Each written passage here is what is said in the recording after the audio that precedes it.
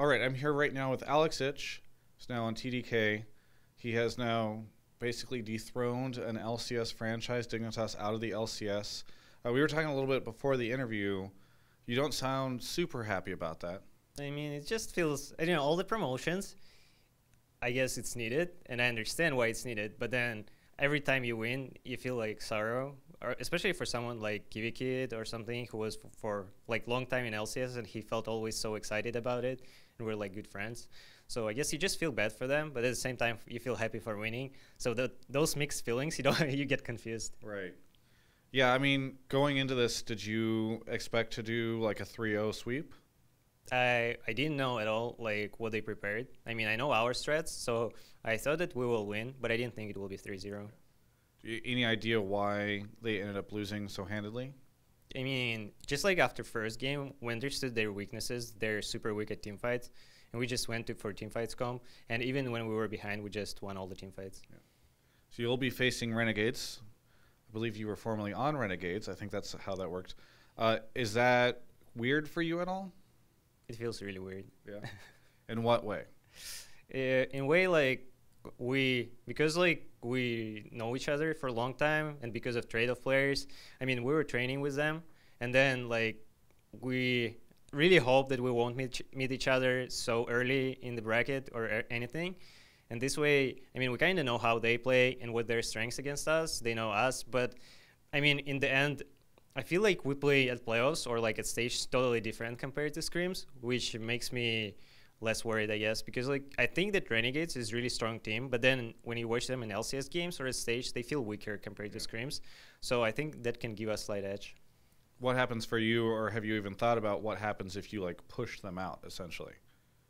I mean, that means that we're better at TDK. Yeah, that's fair. I just didn't know. I mean, you seem to have a little bit of regret over what happened or mixed feelings about the Dignitas thing. I would assume that the Renegades thing would be an even more kind of crazy mixed bag of feelings for you.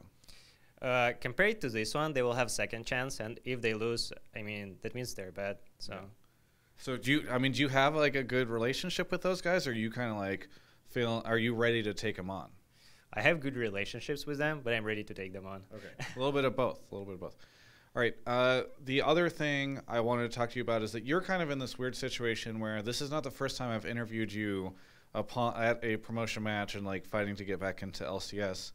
On a personal level, how do you feel about sort of the position that you find yourself in, and people calling you like the LCS booster and all that kind of stuff? Is that a role that you're happy in, or is this like frustrating because, you know, maybe you want to be at a higher level team? I mean, what really is kind of going on there? I mean, I would say that Worlds booster would be better than LCS booster, but I guess right now it's more like I understand that on Renegades we were doing bad, and then I understood that like Renegades didn't work out for them and for me, and I understood that like it's just like we need to change something. And TDK had, like Ninja was banned for the promotion matches, and they were sure they will not beat Ember with Stye, so like they decided to do, like both teams mutually decided that this trade will pay off. So I guess for me, just, I mean, I'm getting frustrated that I'm like not on the same team, and it's harder to like, you know, start practicing with another team every time. But at the same time, I understood that it was the best opportunity for both teams, so we had to go for it. And again, kind of just on a personal level, in terms of LCS players and League of Legends players, you are a very mature player, right? You've been around for a long time. A lot of these guys have sometimes been around for 6 months or a year. How do you feel like you still have that drive that you had years ago, back whenever you were at Worlds and you were fighting to, you know, get the first place at World Championships? Do you feel like you still have that, or is there, even if you'd like to go to Worlds, is this something that you're more comfortable in? I mean, what's kind of going on there?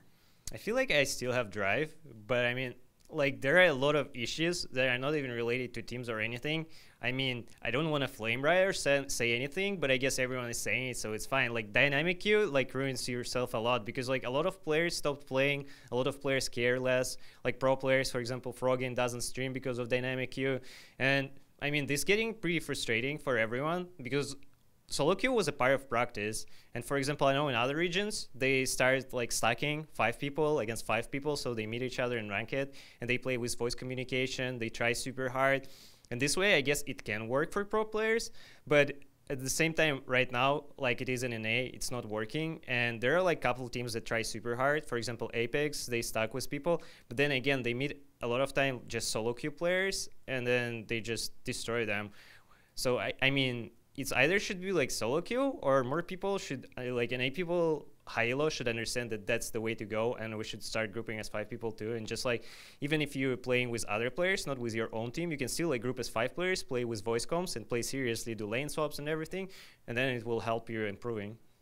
You said dynamic queue is making some players kind of question playing the game or question streaming. For you personally, is there any thought of that? Or are you like, dynamic queue could be such a big issue for me that it makes me rethink if I want to keep competing? I mean, it just keeps me thinking, because I feel like I don't practice that much in solo queue anymore. And because of that, sometimes I feel that my mechanical skill goes down. So I go back to dynamic queue, but then I start playing it and I get super frustrated and it affects my morale. Right. So like, and you gotta, you know, balance it out, weigh it out if you want to like play it and get frustrated. And also the biggest issue is just it's League of Q, because I don't think it's issue with dynamic queue. I think it's with champion select, because there are a lot of bottlenecks in terms of picking the role. Like I don't want to play field role, I want to play mid lane. So I choose mid lane and then I wait like 30 minutes and it becomes, instead of dynamic queue, League of Qs. Yeah. Is there anything that you would like to say to any of the fans out there? I want to thank everyone for rooting me, for watching my stream still. And I think that I still have a drive, so I'll try my best in boosting TDK, I guess. And then in the next split, in playing, trying to get in LCS and trying to do much better than we did with Renegades. Well, thank you so much, Alex, for the interview. Congratulations on the win today, and best of luck in your upcoming match against Renegades.